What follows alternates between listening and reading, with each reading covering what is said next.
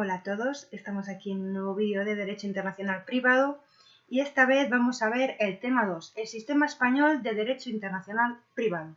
A modo de introducción empezaremos diciendo que la función del Derecho Internacional Privado es asegurar la continuidad de las relaciones jurídicas o relaciones privadas internacionales. El derecho internacional privado es prioritariamente nacional, por lo que hay que proceder a su unificación internacional mediante la actividad convencional y la acción normativa de la Unión Europea. Es decir, como ya dijimos, cada Estado, ¿vale? Cada ordenamiento jurídico regula el derecho internacional privado y lo que se trata es de unificar todas las regulaciones de todos los Estados a una más o menos global, ¿vale? Fuentes de origen interno. Aquí tenemos pues la Constitución de 1978, marco en el que debe moverse el proceso de elaboración de normas, su interpretación y los mecanismos de incorporación en el orden interno de las normas de origen internacional. En particular, el de derecho de tutela judicial efectiva, el derecho de familia internacional, los derechos fundamentales de igualdad, el derecho fundamental de libertad religiosa, ha cimentado en buena medida la reforma del sistema español de competencia judicial internacional. Una vez adaptado el sistema del derecho internacional privado a la Constitución española, algunos de sus preceptos constituyen el canon hermenéutico tanto para la solución de problemas de las situaciones con el elemento extranjero que se plantean en España, como para la resolución de situaciones creadas en el extranjero. Las comunidades autónomas en el ámbito de legislación civil pueden dictar normas en cuanto a la conservación, modificación y desarrollo de los derechos civiles, forales o especiales. ¿Vale?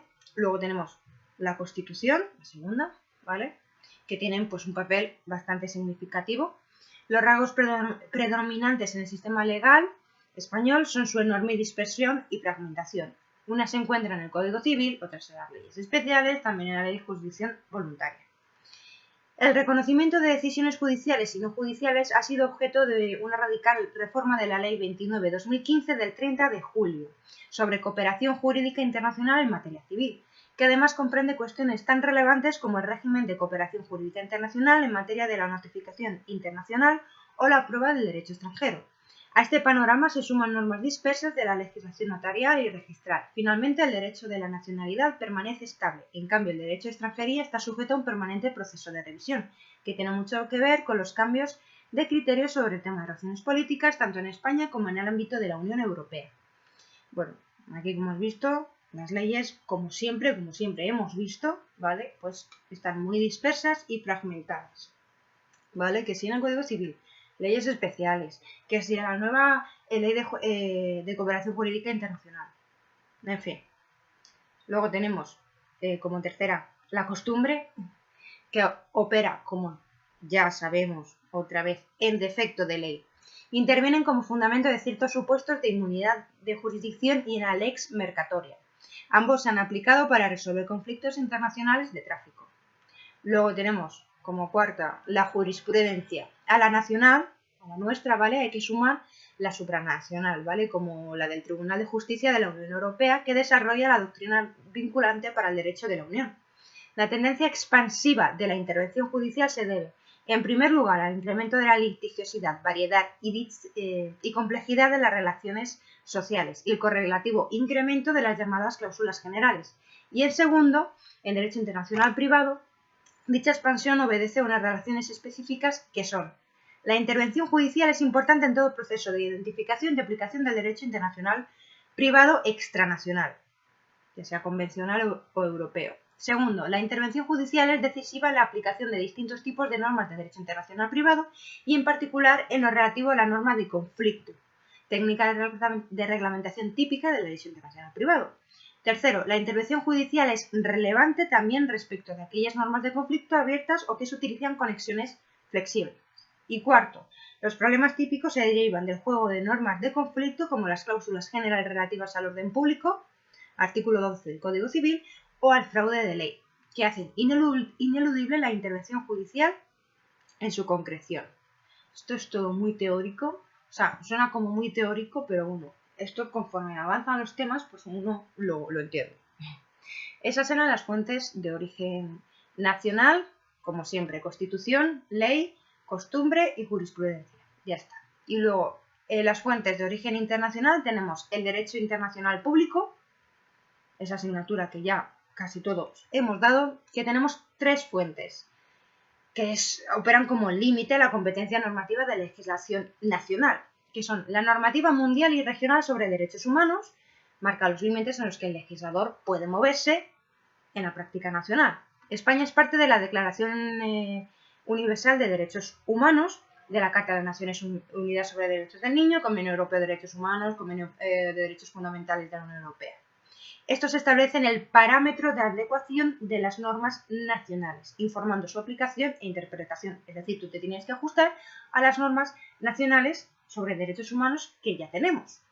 Vale, luego, 2. Normas de derecho internacional público general que inciden en la regulación de supuestos de tráfico externo. Y 3. Convenios internacionales que unifican las normas de derecho internacional privado, que son pues, los tratados internacionales, los reglamentos y las directivas de la Unión Europea. Vale, otra fuente de origen internacional es el derecho internacional privado convencional.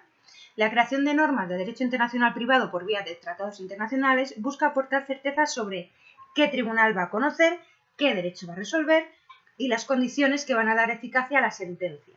Bien. Tipos, objetos y técnicas de la unificación convencional en materia de derecho internacional privado. Los tratados pueden ser bilaterales o multilaterales. Ya lo sabemos, bilaterales entre dos estados, multilaterales entre varios estados. Los hay que responden al esquema de cooperación intergubernamental y otros con marcos más estrechos de cooperación por razón de materia, etc. El desarrollo del derecho convencional ha estado subordinado a la variedad de factores. Como un primer condicionante, pues tenemos uno que deriva de la intensidad de cooperación o del grado de compromiso entre los estados participantes, ¿vale? Que es el grado de cooperación que el estado participante va a asumir, ¿vale? Así, habrá que diferenciar los tratados que responden al esquema de la cooperación intergubernamental de tratados y normas internacionales que se gestan en marcos más estrechos de cooperación o procesos de integración. Un segundo condicionante tiene que ver con el objetivo que se propongan los autores, pero sobre todo con la materia que se pretende regular. Los grandes objetivos que pueden perseguir los convenios internacionales de derecho internacional privado, pues son los siguientes: establecer normas de materiales uniformes, otros tipos de convenios que establecen normas uniformes como unas para resolver los conflictos jurisdiccionales, o los que quieren unificar las normas para resolver los conflictos de leyes. Luego tenemos, como método alternativo, se expanden instrumentos basados en la llamada cooperación internacional entre autoridades de diferentes estados, que dicha cooperación puede ser administrativa o judicial. Y por último tenemos organizaciones internacionales de las que España es Estado miembro y trabajan específicamente en materia de derecho internacional privado. La Conferencia de La Haya de Derecho Internacional Privado, la Unión Europea como Organización Internacional de Integración de los Estados Miembros, la Comisión Internacional de Estado Civil. En el marco de la ONU pues tenemos algunos trabajos como un CITRAL. Un CITRAL, como suena, ¿vale? En mayúsculas. UNCITRAL. Segundo, tenemos los problemas generales de aplicación del derecho internacional privado convencional. Vale. En el ordenamiento español, la unidad en la recepción del derecho convencional se asegura mediante cláusulas generales de apertura hacia el derecho internacional. La recepción viene determinada por la publicación en el Boletín Oficial del Estado, es decir, hay que publicarlo en el BOE. La incorporación de un convenio en el orden interno puede efectuarse bien a través de una remisión al derecho convencional, a través de cláusulas generales o especiales de reserva o de paridad, dispersas en las leyes especiales. Cabe la vía de incorporación directa o material del convenio, en su práctica totalidad en el orden interno, que no se sigue en el ordenamiento español. Entonces, bueno. La unidad en la interpretación. En el ámbito estricto de la Constitución y de su ordenamiento, la instancia más relevante por su eficacia es el Tribunal de Justicia a través del recurso prejudicial. Está abierto únicamente a órganos judiciales, permitiéndoles plantear el significado de una norma del ordenamiento europeo o que se pronuncie acerca de la validez de la norma nacional en contraste con el ordenamiento de la Constitución, pues las normas internas no pueden frustrar mediante requisitos adicionales los objetivos y fines pretendidos por las normas europeas. Es decir, tú no puedes crear una norma para contravenir una norma de la Unión Europea. o de derecho convencional. Y por último tenemos una dificultad mayor deriva de la ausencia de una norma general de derecho transitorio para el derecho internacional privado. La proliferación de tratados internacionales sobre una misma materia dificulta enormemente el proceso de identificación de la norma pertinente. En esta tarea serían útiles un conjunto de reglas no codificadas, que puede ser pues, el criterio de especialidad o principio de prevalencia del tratado especial sobre la misma materia en los supuestos de concurrencia de tratados, el criterio de prioridad temporal o el criterio de eficacia máxima o principio de la norma más favorable. Todos tienen también acogida y presencia desigual las llamadas cláusulas de compatibilidad, que generalmente estarán contenidas en los instrumentos internacionales. Tenemos problemas, pues eso, que hay cláusulas de cortesía, pues con términos vagos, en plan, no debería afectar a, sin perjuicio de, son términos muy vagos o muy imprecisos, ¿vale? No debe, pero puede afectarlo, y si le afecta, el tratado es válido, no es válido en ese supuesto. Hay otras cláusulas de neutralización que declaran la prioridad del texto en que se insertan, excluyendo la aplicabilidad de cualquier otro en la materia. En ese sentido, responden al esquema del principio de jerarquía normativa. Y luego tenemos pues, otros convenios que unifican normas de derecho internacional privado, que cabe la cláusula de compatibilidad que opere como una facultad de elección para el demandante. Es como, vale, hay dos instrumentos que son concurrentes, pues a ver cuál elijo, cuál me beneficia más. Ahí tenemos ciertos problemas, ¿no? Luego, como otra fuente de derecho internacional, ¿vale? Tenemos el derecho internacional privado de la Unión Europea, que es el que coexiste pues, con el de los Estados miembros con tendencia a desplazarlos, ¿vale? Porque la Unión Europea es como, vale, soy la Unión Europea y tú, Alemania, Francia o lo que sea, vuestro derecho no me importa, ¿vale? Y el mío prevalece sobre el tuyo. No puedes crear una norma que vaya en contra del derecho de la Unión Europea. Es como la jerarquía, ¿vale? Fundamento jurídico y alcance. La expansión y fundación de las libertades europeas tuvo dos circunstancias que han sido la razón y el factor del impulso para la conformación de un derecho internacional privado de la Unión Europea. Tenemos una razón técnica, que es necesario proceder a la supresión de obstáculos jurídicos que suponen también obstáculos a la libre circulación para una mayor seguridad jurídica que proteja las transacciones intraeuropeas. Es decir, vamos a quitar las barreras dentro de la Unión Europea, vale, pero también hay que quitar las barreras no solamente físicas, sino también jurídicas. Y luego tenemos como razón material, que se traduce en una exigencia política, que es la necesidad de articular una base competencial que permite a la Unión Europea una acción normativa orientada a facilitar la continuación de relaciones jurídicas personales y familiares dentro de su ámbito geográfico. Es decir, cuando se levantan las barreras, por así decirlo, ¿vale? Cuando se levantan, pues vamos, sí, todos todos los contratos que ya había, todas las relaciones que ya había, pues se mantienen. Ya está. La situación actual, siempre provisional, puede resumirse de esta manera. Primero, que se ha renunciado a una uniformidad material, la idea es promover la cooperación judicial civil. Y segundo, que el sistema de derecho internacional privado de la Unión Europea exige al legislador normas de derecho internacional privado que permitan a los particulares predecir ante qué tribunal deben interponer la demanda o conforme a qué normas va a resolver el tribunal.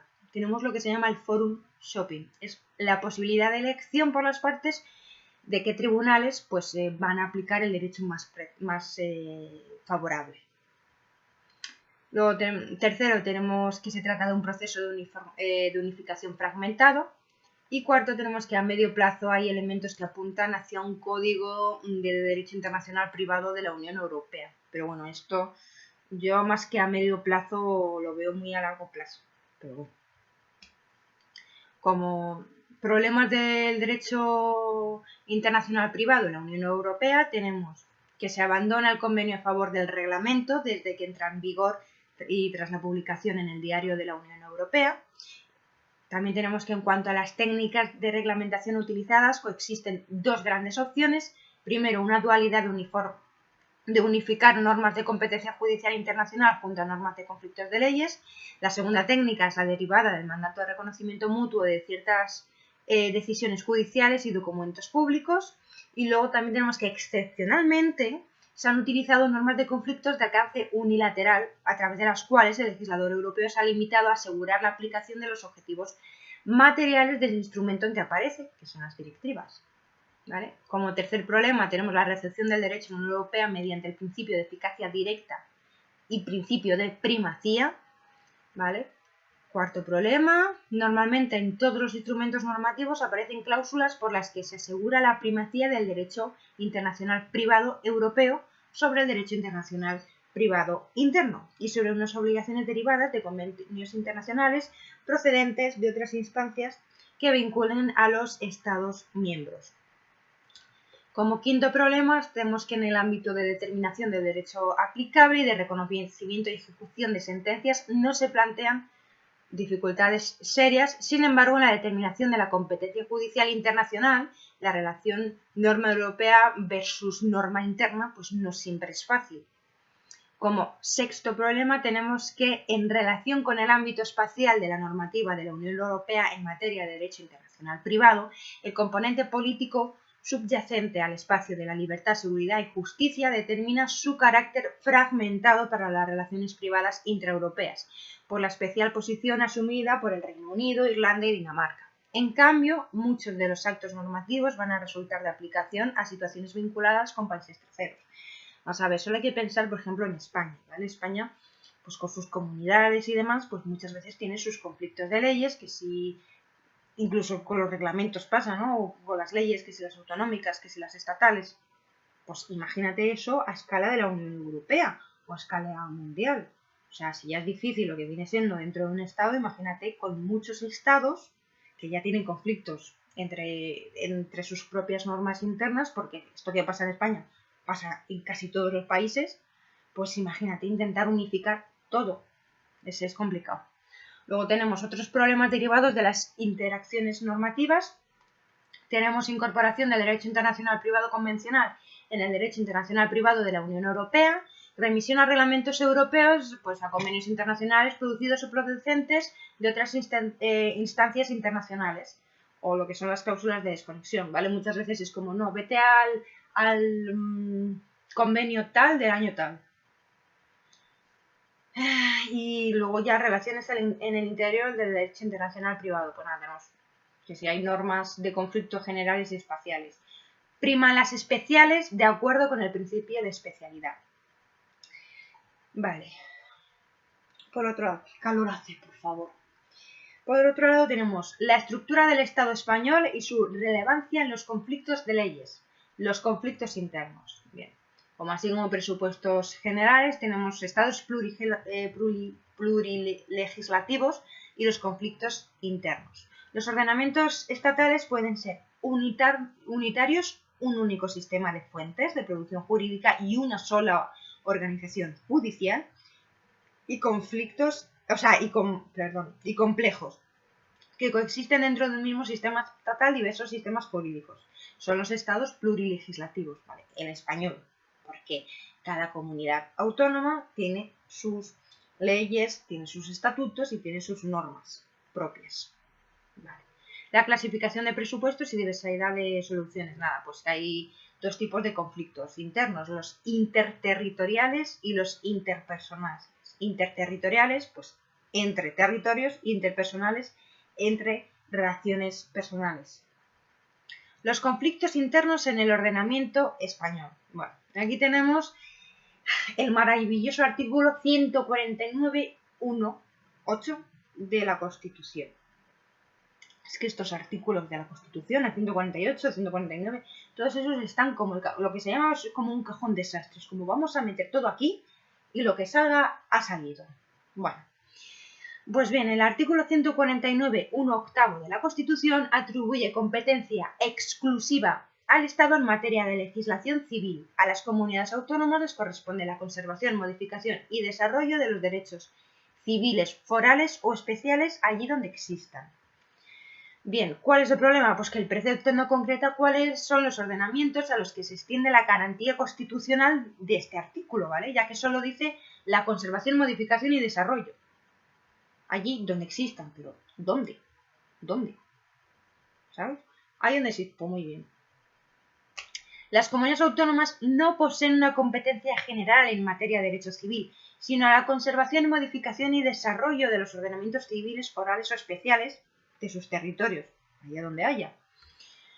Es decir, pues bueno, la conservación y la modificación pues no tienen mayor problema, pero el desarrollo sí, ¿vale? Porque cada comunidad autónoma a lo mejor lo va a desarrollar como le da la gana. Y a lo mejor el desarrollo en Andalucía no es el mismo que en Extremadura, que en Murcia, que en Madrid, que en Barcelona, que en Cataluña. En fin, y luego como otro problema son los conflictos internos de legislación civil existentes en España, pues que son conflictos interterritoriales y no interpersonales, salvo la vecindad civil. Pero bueno, son interterritoriales, como siempre, entre territorios. Está.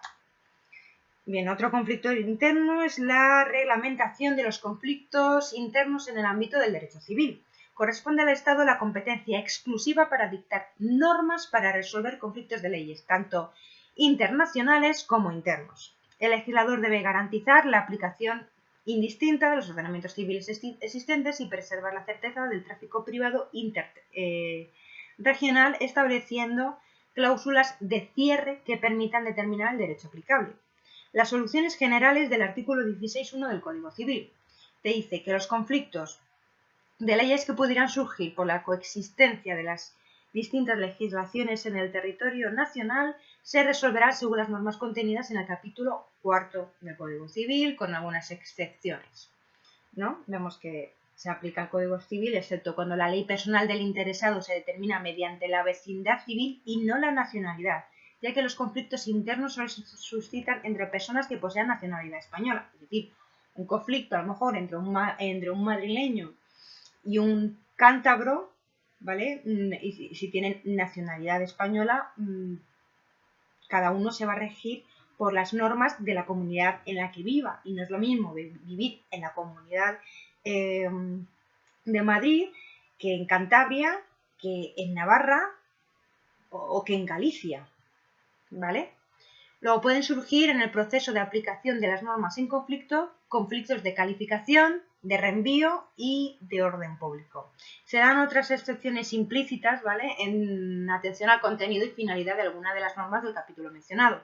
En primer término, algunos preceptos son específicos de los conflictos internacionales y por tanto no resultan aplicables a los internos. En segundo lugar, ciertos preceptos de este capítulo cuarto del Código Civil no son aplicables a los conflictos internos. Yo os recomiendo sinceramente que os leáis este capítulo así un poco por encima para ver de lo que te está hablando este punto del tema. Y por último, en relación con los problemas de aplicación del artículo 12, junto a las 3 antes examinados, también debe excluirse en el ámbito de los conflictos internos lo dispuesto en su apartado 5, ya que por definición en ellos no cabe la remisión a un ordenamiento extranjero plurilegislativo.